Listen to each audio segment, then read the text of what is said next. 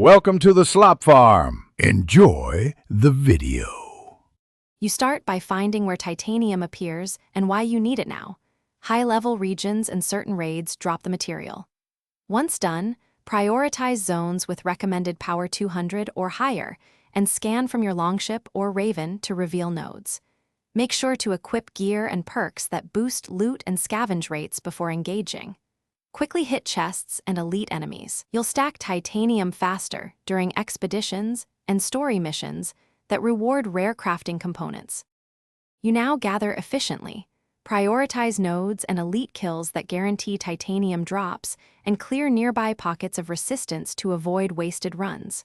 Once you collect, deposit surplus into your settlement or longhouse storage. Make sure not to sell it accidentally at vendors.